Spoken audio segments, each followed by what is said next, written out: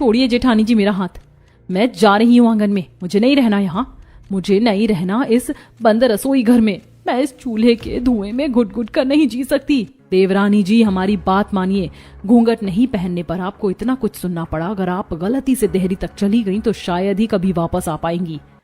ऐसा क्यों? यही इस घर का नियम है। आप समझ जाइए कि यही रसोई घर ही आपकी दुनिया है। रात है, दिन है, घर है, संसार है। यहीं आपको रहना है, यहीं आपको मरना है, समझी? माया अपनी सास और जेठानियों की बात मान जाती है और अपने ससुराल के नियम कानून मानकर पिंजरे वाली रसोई में दिन बीतने लगती है। इसी तरह कुछ दिन बीतते हैं। एक रात घर की औरतें घर के मर्दों का इंतजार कर रही होती हैं। मुझे बहुत जोर की भूख लगी है, ये लोग तो आ नहीं रहे हैं। चलिए हम लोग चलकर खाना खा लेते हैं। अरे नहीं बहू, जब तक तेरे ससुर खाना नहीं खा लेते मैं खाना नहीं खा सकती।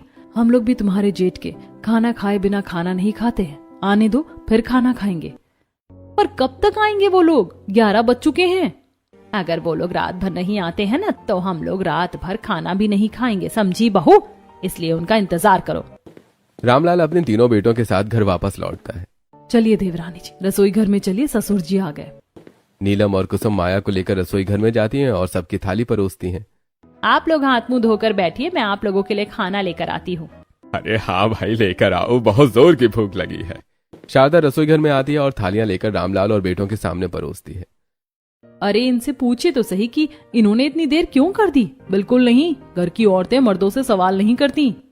सभी मर्द खाना खाकर उठ जाते हैं और अपने कमरे में चले जाते हैं। उसके बाद घर की बहुएं खाना खाती हैं। अब जाकर जान में जान आई। इतनी जोर की मुझे भूख लगी थी, मैं क्या ही बताऊं। आप लोग भी ना फालतू के नियम कानून मानते हैं और मुझे भी जबरदस्ती मानने पड़ते हैं। बहू, ये फालतू के नियम कानून नहीं है, हमारे पुरखों के जमाने से चले आ रहे नियम कानून है। ठीक है सासू माँ, जो भी हो, अब मैं चली सोने। ठीक है बहू, तू सोने जा। मैं रसोई घर के सारे जूठे बर्तन धोकर साफ करके सो जाऊंगी। तुम लोग जाओ सोने। नहीं माँ जी, आप क्यों रसोई घर के बर्तन धोएंगी? आप सब जाकर सो जाइए, मैं रसोई घर के सारे बर्तन धोकर सो जाऊंगी। अरे हम सभी जाकर सो जाते हैं ना, सुबह उठकर बर्तन धो लेंगे। हरगिज नहीं बहू, तेरे ससुर जी सुबह आते ही सबसे पहले रसोई घर में झांकते हैं। अगर उन्होंने जूठे बर्तन देख लिए तो महाभारत हो जाएगी। और वैसे भी रात में जूठे बर्तन रखकर नहीं सोया जाता है। अगर ऐसी बात है तो आप सभी जाकर सो जाइए। घर की सबसे छोटी बहू मैं हूँ। मैं रसोई घर के सारे जूठे बर्तन धोकर और साफ सफाई करके सो जाऊंगी। आप लोग जाकर आराम करिए। माया की बात मानकर माया की दोनों जेठानियां और सास अपने अपने कमरे में चली जाती हैं। माया रसोई घर के सभी जूठे बर्तन धोती है, फिर पूरे रसोई घर की साफ सफाई करती है और चूल्हा साफ करती है। देर रात माया अपने कमरे में आती है। ये कैसे ससुराल में आ गई हूँ, जहाँ रसोई घर पिंजरा है और अजीब अजीब नियम कानून है। अब चाहे कुछ भी हो जाए, मैं इस पिंजरे से आजादी पाकर रहूंगी। इतना कहकर माया सो जाती है और फिर अगले दिन तैयार होकर घूंघट करके अपने ससुर के सामने आती है। बहू, तुम यहाँ क्या कर रही हो? ससुर जी, मुझे आपसे कुछ पूछना है। मुझसे पूछना है? जाओ अपनी सास से पूछो, मुझसे पूछने की क्या जरूरत है? नहीं ससुर जी, मेरे सवाल का जवाब आप ही दे सकते हैं। माया, ऐसी क्या बात है? तुम मुझसे पूछो, मैं तुम्हें बाद में जवाब दे दूंगा। नहीं, मुझे अभी और इसी वक्त ससुर जी से ही पूछना है। अच्छा ठीक है बहू, पूछो। पिताजी, मुझे ये पूछना है कि हमारे घर की औरतों को पिंजरे वाली रसोई क्यों दी गई है? हम लोग रसोई घर से बाहर क्यों नहीं निकल सकते? रसोई घर ही हमारी दुनिया संसार है, ऐसा आपने क्यों कहा? और हमें कहीं भी जाने के लिए सबसे पहले घर के मर्दों से पूछने की क्या जरूरत है? जब से मैं शादी करके आई हूँ, तब से मैंने घर की दहलीज पार करके पड़ोसियों से भी नहीं मिली हूँ। मुझे पता तक नहीं कि हमारे पड़ोस में कोई रहता है या नहीं। रहता है तो कैसा आदमी है, कैसी औरत है? बहू, यही हमारे खानदान की परंपरा है। यह हमारे पूर्वजों के बनाए हुए नियम है, जो हम सदियों से मानते आ रहे हैं। मेरे पूर्वजों ने माना, मेरी परदादी ने माना, मेरी दादी ने माना, अब मेरी पत्नी मान रही है और अब तुम्हें भी मानना पड़ेगा। पिताजी, ये नियम गलत है। आजकल के जमाने में औरतें आगे बढ़ रही हैं, कोई शिक्षा में आगे बढ़ रही हैं, कोई काम के क्षेत्र में आगे बढ़ रही हैं। अरे बस करो छोटी बहू, तुम कुछ ज्यादा ही पिताजी से जुबान लड़ा रही हो। पिताजी से इतने सवाल जवाब करने की हिम्मत आज तक हमने भी नहीं की। बहू, समाज की औरतें क्या कर रही हैं इससे मुझे कोई फर्क नहीं पड़ता। मेरे खानदान की मेरी बहुएं क्या कर रही हैं, मुझे उससे फर्क पड़ता है। मैं बस इतना चाहता हूं कि मेरी बहुएं हमारे खानदान के नियम कानून मानकर चले। इससे ज्यादा मुझे कुछ नहीं चाहिए। इतना कहकर रामलाल वहां से चले जाता है। ये क्या किया माया, तुमने पिताजी को नाराज कर दिया। तुम्हें अगर कुछ पूछना था तो पहले माँ से या मुझसे पूछ लेती। मैंने कुछ गलत नहीं पूछा। सभी को आजादी और स्वतंत्रता का अधिकार है। इस तरह पिंजरे वाली रसोई में कब तक मैं बंद रहूंगी? बहू, बस अब ये बात यहीं खत्म करो। चलो चुपचाप रसोई घर के अंदर, बहुत काम बचा हुआ है। तुम्हें तुम्हारे सवाल का जवाब मिल गया ना, अब बात खत्म करो। शारदा माया को अपने साथ रसोई घर में ले जाती है। माया को अभी भी अपने सवाल का पूरा जवाब नहीं मिला होता।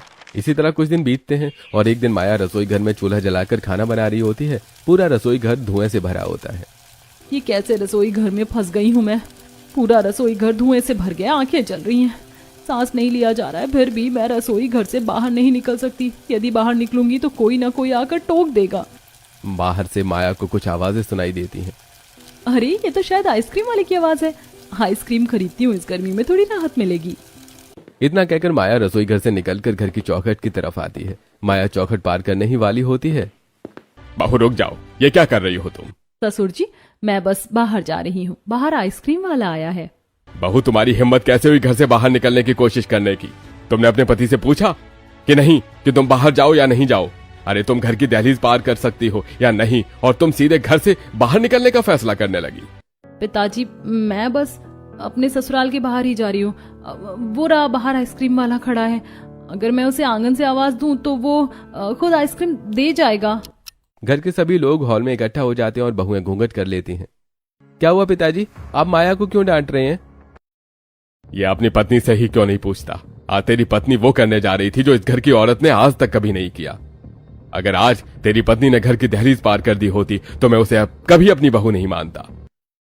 माया, अब इससे ज्यादा तुम्हें क्या समझाया जाए? तुम्हें इतना समय हो गया घर में आए हुए, तुम्हें नहीं पता कि हमारे घर की बहुएं घर की दहलीज पार नहीं करती? मैं रसोई घर में बैठे बैठे मेरा दम घुटने लगा था। उसी वक्त मुझे आइसक्रीम वाले की आवाज सुनाई दी तो मैं बस एक आइसक्रीम लेने बाहर निकलने वाली थी, वो भी आंगन तक। इतना तो एक औरत अपने ससुराल में घूम ही सकती है। बिल्कुल नहीं बहू, मैंने क्या कहा था तुम्हें? जिस दिन तुमने पहली बार ससुराल में कदम रखा था उसी दिन समझा दिया था। हमारे घर की बहुएं अन्नपूर्णा होती हैं। आज से इस घर की दहलीज ही तुम्हारा संसार है, तुम्हारा रसोई घर में ही तुम्हारा दिन है, तुम्हारी रात है। मैं नहीं मानती ऐसी दकियानूसी बात को। एक रसोई घर किसी औरत का दिन या रात कैसे हो सकता है? माना कि औरत होने के नाते खाना पकाना, अपने परिवार का ध्यान रखना हमारा कर्तव्य है। इसका मतलब ये नहीं कि हम इसके गुलाम हैं और हमें रसोई घर को एक पिंजरा बनाकर उसमें बंद कर देना चाहिए। माया, चुप हो जाओ, अब इससे ज्यादा कुछ कहने की जरूरत नहीं है। चलो हमारे साथ। नहीं, हरगिज नहीं। पहले भी आप लोग मुझे चुप कराकर ले गई और मुझे मेरे सवाल का जवाब नहीं मिला। मैं पूछती हूँ, अगर कल को कोई इमरजेंसी होती है तो क्या तब भी यही देखा जाएगा कि घर की बहुएं दहलीज पार नहीं करेंगी? क्या घर की बहुओं के लिए उनकी रसोई ही सब कुछ है? क्या सारी चीजें रसोई घर में है? क्या खुला आसमान रसोई घर में है? क्या बाहर की रंगत रसोई घर में है? अरे आपकी रसोई घर में तो ठंडी हवा तक नहीं आती। माया की बात पूरी होते ही रामलाल बिना कोई जवाब दिए चुपचाप घर से बाहर निकल जाते हैं। माया की दोनों जिठानियां और शारदा रसोई घर में चली जाती हैं और माया अकेली खड़ी रह जाती है। इसी तरह कुछ दिन बीतते हैं। माया रसोई घर को ही अपनी दुनिया मानने लगी थी। तभी एक दिन पड़ोसन कांति माया के ससुराल आती है। नमस्कार भाई साहब। नमस्ते कांति जी, कहिए कैसे आना हुआ? आपके घर की बहुएं तो बाहर आती नहीं, तो मैंने सोचा घर आकर ही अपने बेटे की शादी का न्योता दे आऊं। हम अपने घर से ही अपने बेटे की शादी कर रहे हैं। आप लोग पूरे परिवार के साथ जरूर आइएगा। जी, आप हमारे पड़ोसी हैं, आपने हमें बुलाया, ये बहुत बड़ी बात है। हम आने की पूरी कोशिश करेंगे।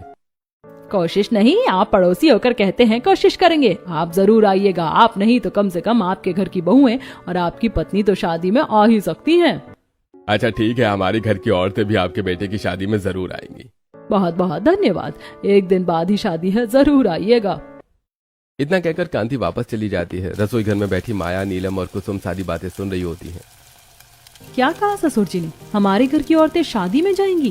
क्या सच में हमें घर से बाहर जाने देंगे? लगता है देवरानी जी, आपने जो ससुर जी से सवाल जवाब किया था उसी वजह से उन्होंने कह दिया कि घर की औरतें भी शादी में जाएंगी, वरना आज तक कभी ऐसा नहीं हुआ है।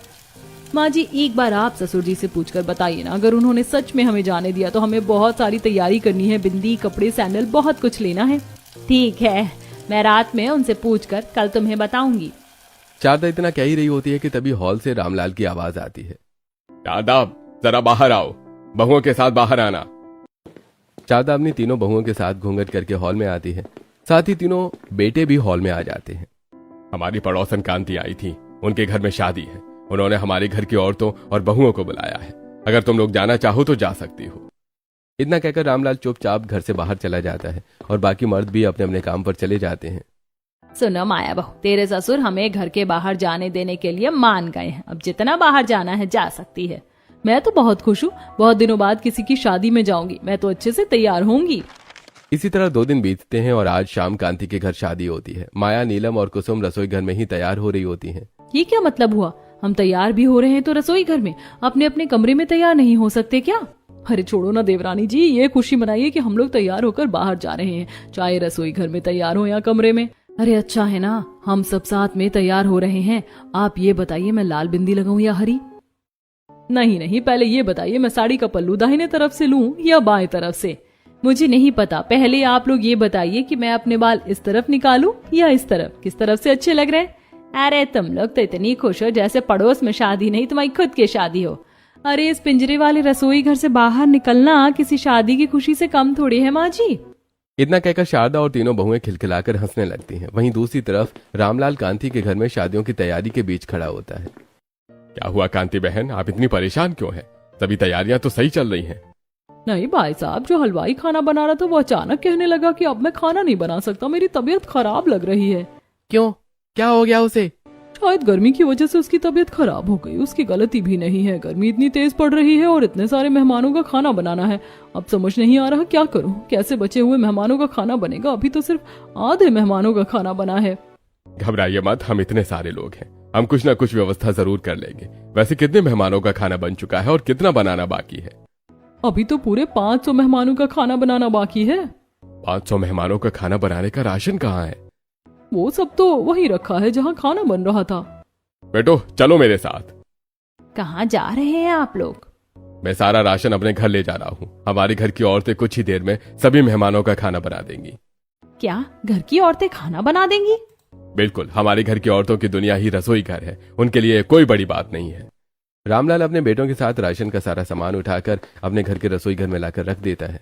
इतने सारे राशन का सामान आप एक साथ क्यों लेकर आए हैं? ये सब कांति जी के यहाँ से लेकर आया हूँ। शादी में से?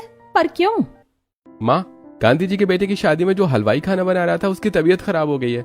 500 मेहमानों का खाना बनाना है और पिताजी ने ये जिम्मेदारी अपने ऊपर ली है। दादा, तुम बहुओं के साथ मिलकर फटाफट 500 मेहमानों का खाना बनाओ।